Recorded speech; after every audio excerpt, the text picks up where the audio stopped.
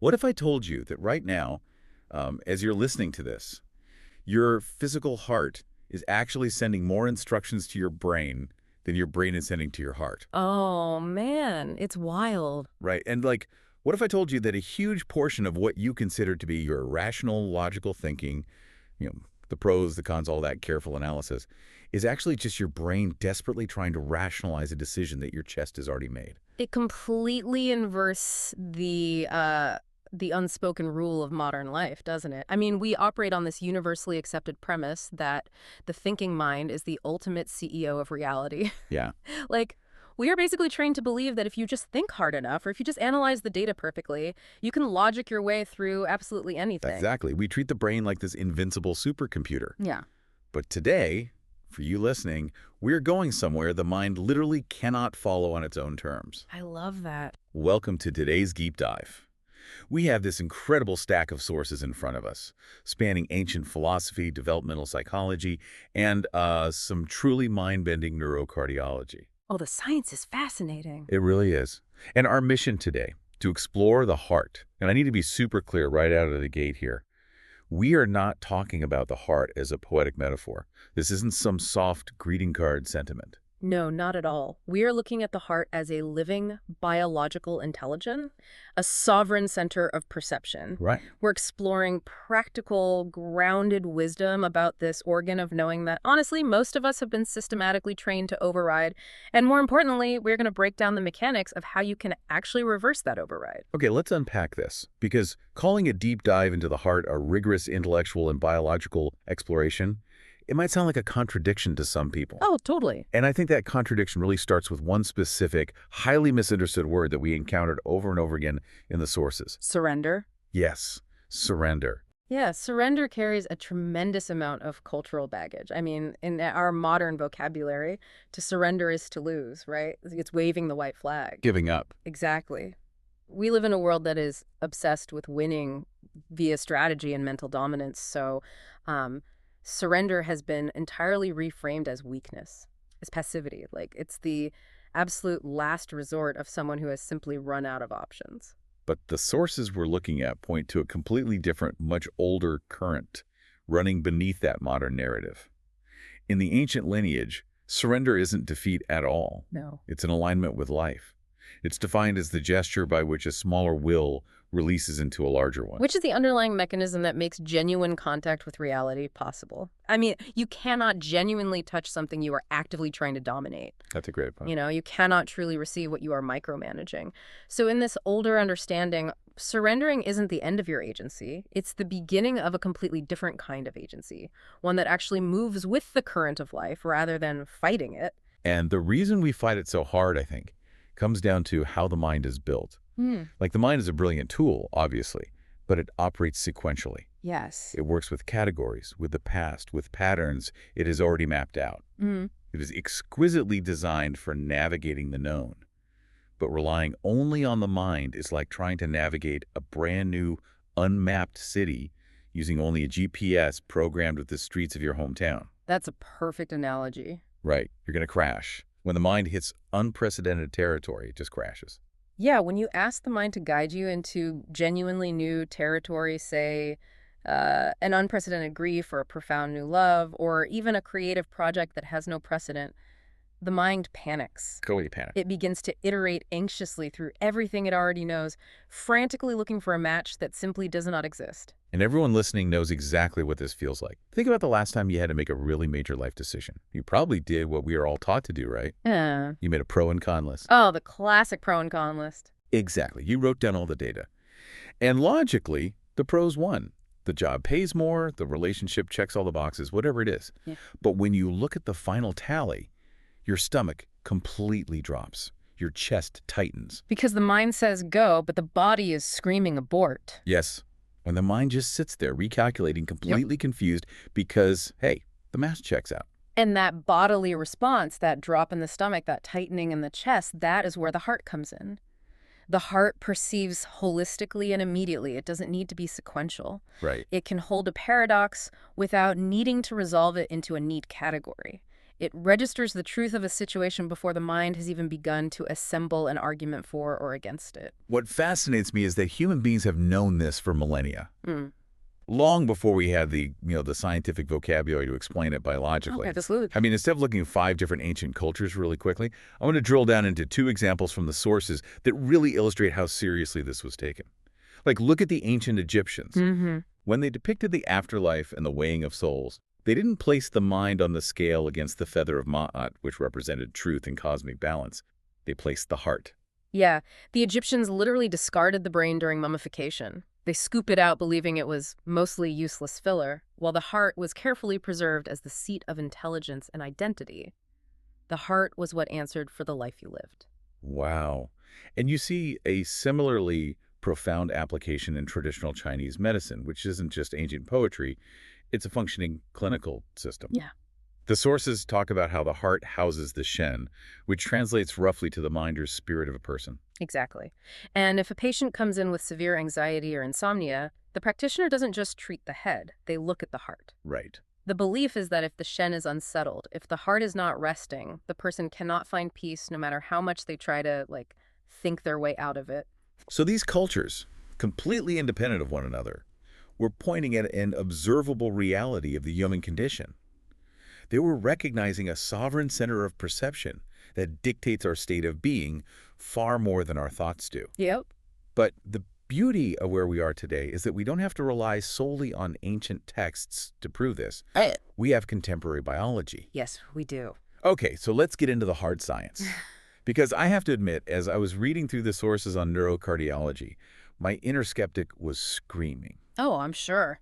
When I hear phrases like, the heart has an electromagnetic field that extends out of the chest, my mind immediately assumes it's pseudoscience. It sounds like something you'd read in a pamphlet at, like a New Age crystal shop. Right, right. But this is actual, measurable, peer-reviewed neurocardiology. Yeah. I need to understand how this actually works. Well, what's fascinating here is if we break down the mechanics, the field of neurocardiology emerged when scientists realized the heart has its own intrinsic nervous system.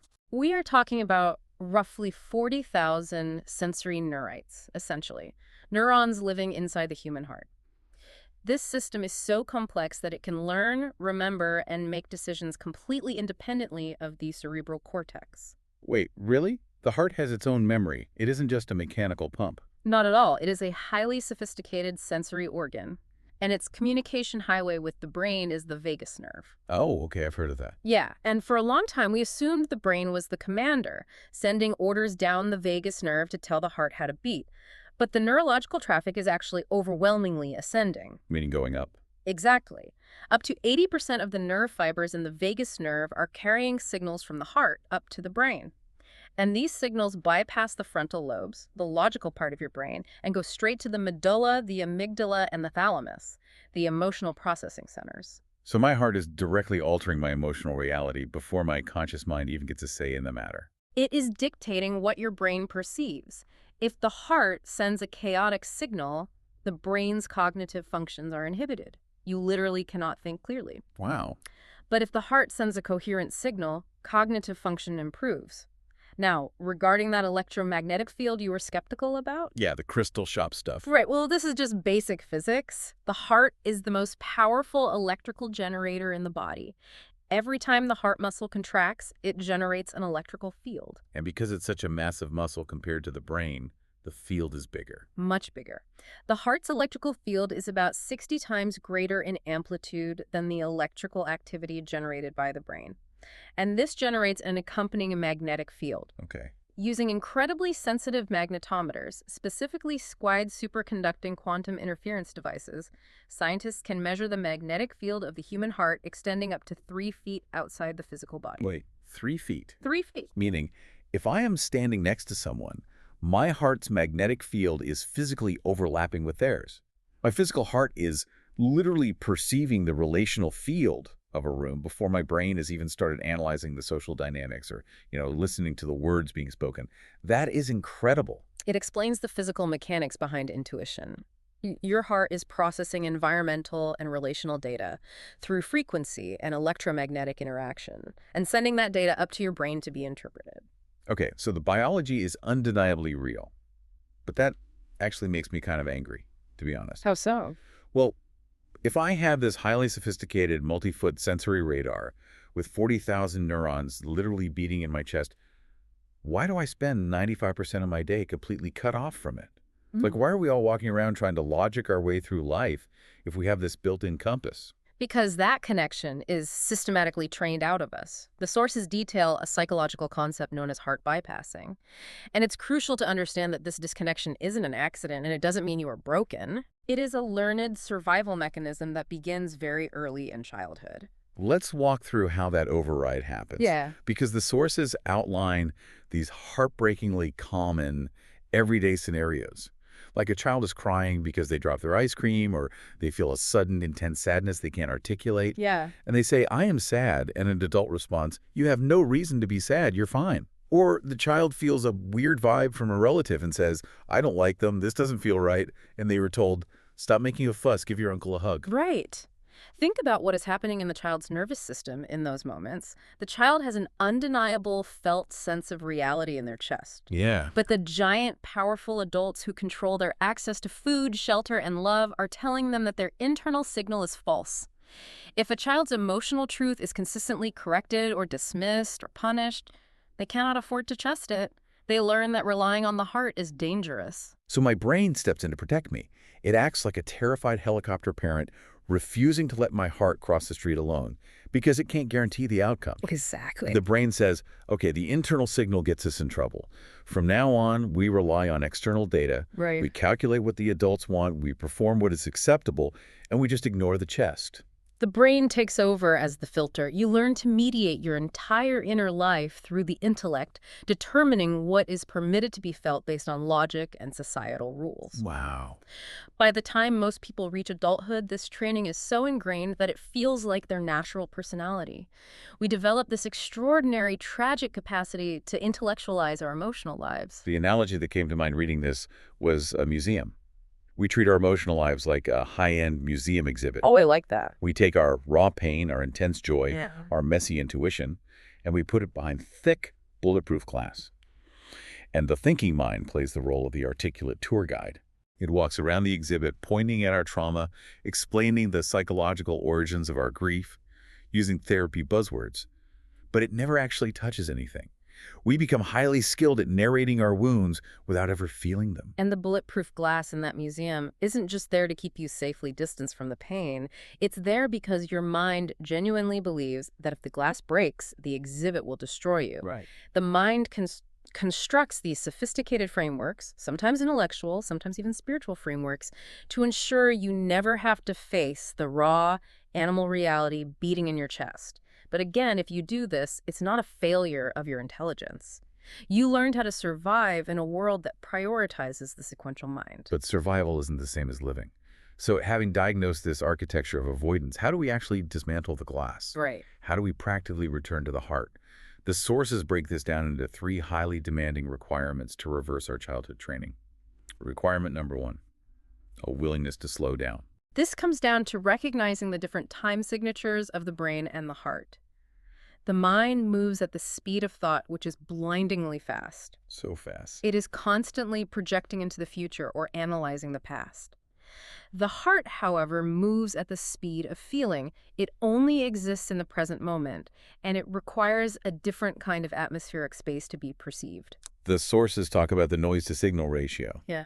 We live in an era of maximum noise. We really do. If you are filling every single pause in your day with productivity, Yeah. a podcast, a deep dive, a screen, or music Oh.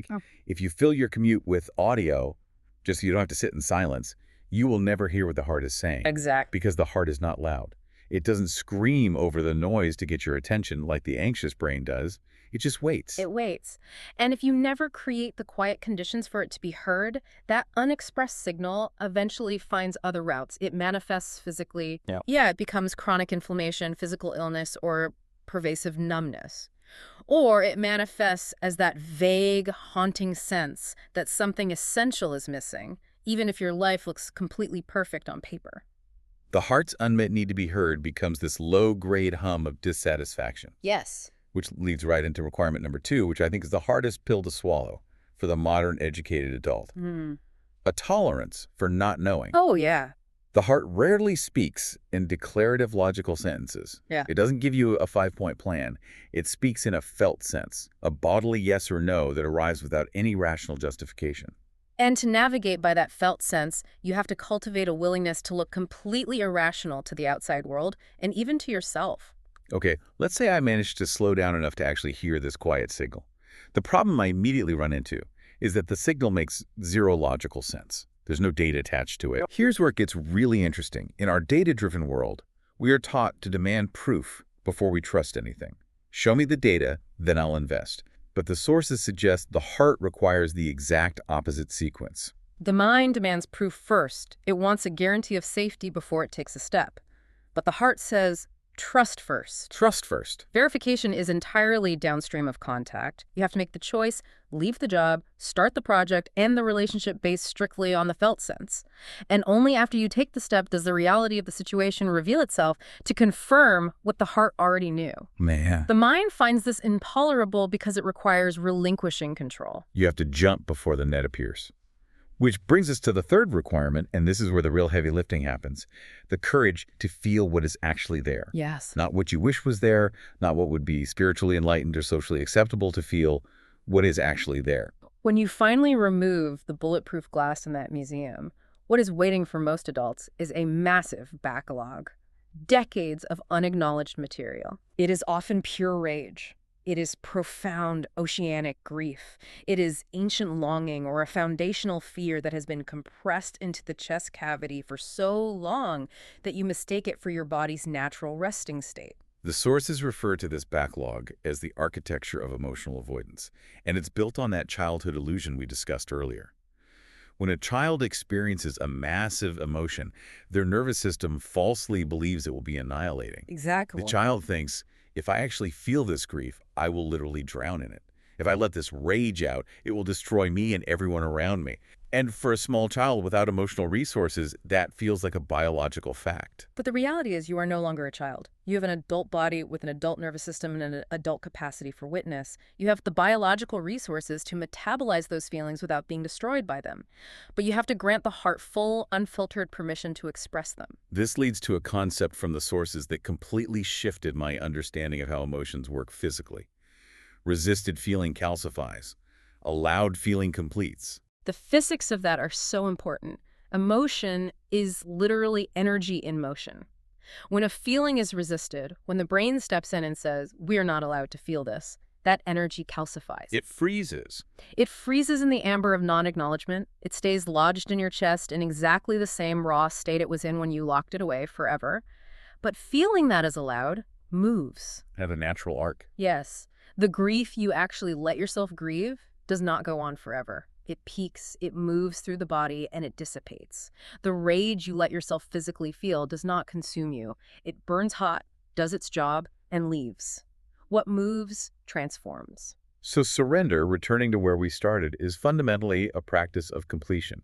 It's letting the energy of an unexpressed truth move through its natural biological arc so it can finally resolve. And that requires the managing, editing, controlling mind to step entirely aside. It has to surrender its need to narrate the experience and simply let the body endure the sensation until it finishes. So we've talked about the mechanics, the history, the hard biology. What does this actually look like in practice? Yeah. If you do this incredibly hard work of metabolizing the backlog, what is the reward? I think a lot of people fear that if they let their heart lead, their life will descend into absolute chaos. Like, if I let my emotions run the show, won't I just be crying in board meetings and screaming at people in traffic? That is the ultimate myth of the intellect. It is the suppressed heart that causes chaos. Oh, that's interesting. Yeah, the suppressed, calcified heart erupts without warning, it hijacks your behavior, and it leaks unfinished childhood business all over your adult relationships. But a heart that has been listened to consistently, a heart that has completed its cycles of emotion, becomes highly coherent. It becomes a source of profound, grounded wisdom, not volatility. And the mind doesn't just disappear or become useless in this new state. It just takes on a new role. It steps down from being the dictatorial CEO and becomes a vital integrator. Exactly. The mind articulates what the heart reveals. It builds the structure to bring the heart's knowing into relationship with the real world. It serves the heart rather than imprisoning it. The traditions describe the result of this shift as a quality of spaciousness. When the heart is allowed to fully feel, its capacity literally expands. It gains the ability to hold massive contradictions, deep suffering, and profound joy side by side without needing the mind to shrink them or fix them. The open heart doesn't need the world to be simple or safe in order to remain steady. It has metabolized enough of its own darkness that it isn't terrified by the darkness it encounters out in the world. And that spaciousness is what allows for the ultimate expression of heart-led living, fierce compassion. Fierce compassion is a term that gets thrown around a lot, but it is crucial to define it correctly. We often confuse compassion with soft sentimentality or a kind of performative, endless niceness. We think being compassionate means having no boundaries and letting people walk all over us. We confuse compassion with being a doormat, You're right. but real fierce compassion is rooted in having faced the ugly, raw reality of your own human condition. Yeah. What does that actually look like? It means fierce compassion in a boardroom might involve firing someone with absolute clarity and zero malice because you know the role is destroying them. Exactly. Fierce compassion with a toxic family member isn't endlessly accommodating them. It's saying a hard no and not needing to defend or explain it. It is clear, it is direct, and sometimes it is deeply uncomfortable for other people to be near. Fierce compassion cares far too much about what is true to help anyone maintain their cozy illusions. If we connect this to the bigger picture, surrendering to the heart ultimately means stopping the constant, exhausted curation of your life. It means saying yes to the full range of what it means to be in a body, in time, in relationship.